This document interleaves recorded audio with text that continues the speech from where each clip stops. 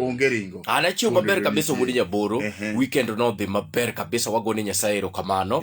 Koro gima nafwenyo en ni mirimbi kata tempani kaka ng'ama dichuo onge gi limit, kata ni okwamoga mane ot kende ni kisekadho dhot to koro iweyo tempani.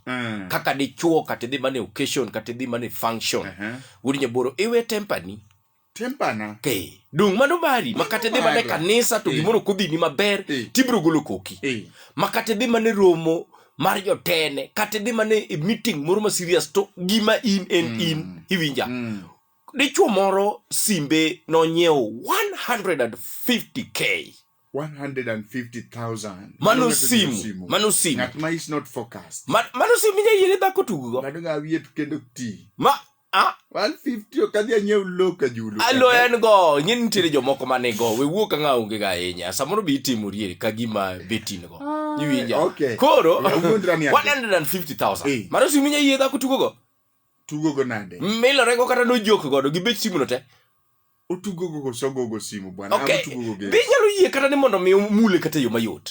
Ohandle kata let's say mbena kata mana gimare moro. Imiye to mari gi bei no te wuodi Nyaboro. 150,000.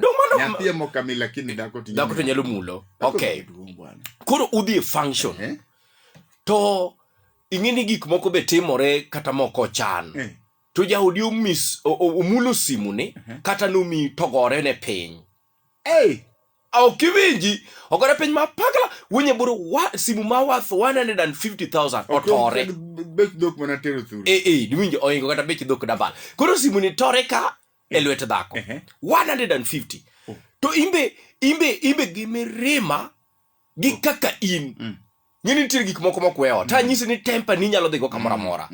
Wuodi Nyaboro i shout ne dhako embeleji, i shout kalure kod bech simbi kakipare magi to na yudo ka ng'eni kokitieko mirimbi kokechech ni mayo echakare wan embeleji kuka wan kama jini ipoka mirimo mumi wuodi Nyaboro mirima nyamuki mumi kineno bech simbi simu ma worth 150,000 to toyo embeleji ipoki shout me yanye sikoro kata kopo ni nonyolo manyiri chuo nget nyalo yanye miriwe nyaka githuri shenzi iwija me yanye to koro all of a sudden dichuo moro chung mondo tik wich kuotne okaw 350,000 cash.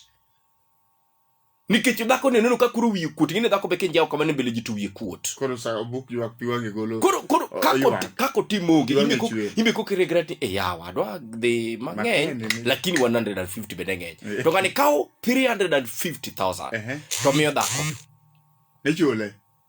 Amanu wadu omiyo dhako ni dhi nyiewo ne chuori simu. Kaneno kama. Dhi nyiewo ne chuori simu.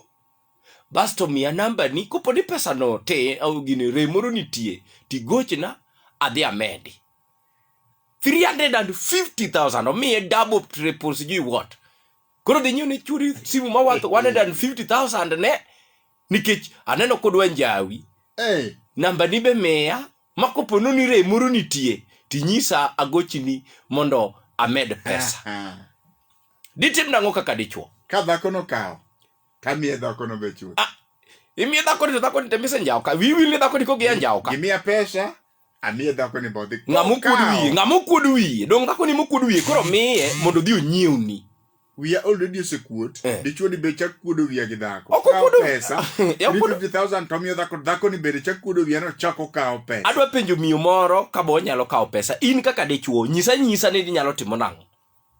An gima nyatimo en ya anyalo ka dhako ni okawo pesa dhako ni wesieme mana ka gimi nene ni kawo ing'eni kitempa nini emise kuodo godo wiye e kind ji te ichaki sieme chako kuodo wiye ka e dier ji ka kawe tamiye dichuo no kawo 350,000 no dhu chako dichuo ni gino onge makosa oneno makake jawe koro rescue maban wacho ni kapo ni simu mar 150 momiyo dang dichuo ni timni kama ochano tich moti momiyo mra reso jiga odok nyaki tich kwelo ng'at moro business dhako na dhako ni donge makopo ni jie onge kate goya bana dhako na dawne ka kan ma okay koro ok diyie mondo mi okaw namba ne pesa okaw nade in gi pesa mibiro jaki nyigo simu 350 bana dichuo wadwa kuod wiya kamano No way.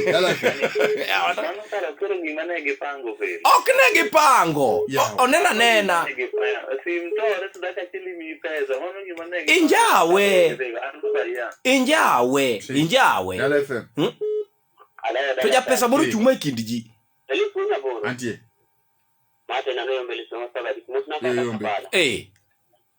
Kala kafada erida kadang ngani di ka pesa to miuta kuna la kuda ko ni marmu ni ka ambana Kakanga. Maro ke ni lokiti no kama wewa ngani mai la ko ne no bwana. Okay. Be down ne. Da na kada ne kisi na da ngana tiro mara si men mara wana da na 50,000 na to golo no guti mu be mara tu be ngani yani. Ka poko mai to ba ene dako. FM. A volunteer. Bas mano mwengo miyo. Kaka miyo, makoko yo anjao. Ha? Mano wede da kono bigo. Ine. Ya wangani okedwa dhako ngani nigi dhako. Ngani ukonyi. Tudong. Koko njawi ka. Koko njawi. So in komi kaka dhako titimo nango idagi. Choke. Dala FM.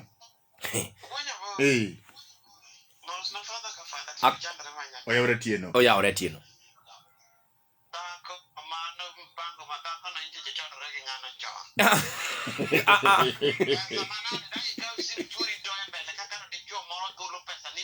Yao. Atilo klikao. Atilo ino kinyal kao.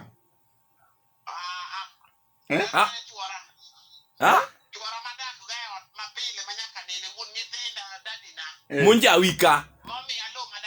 Mukudu wiye kindiji. Pesa koso peke.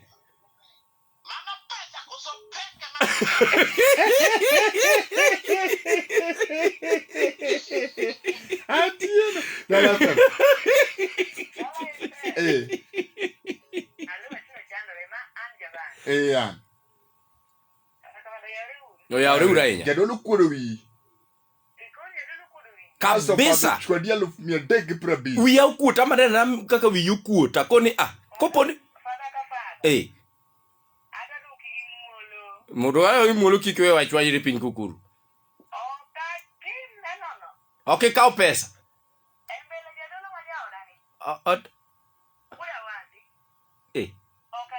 Kato tali ata. Kato pami. To bone loka jadolo ni kukuru wiye ka. Peso bedi. Wona wasiodo. Bwana. Bwana mai kaka jiwundo ne okoka.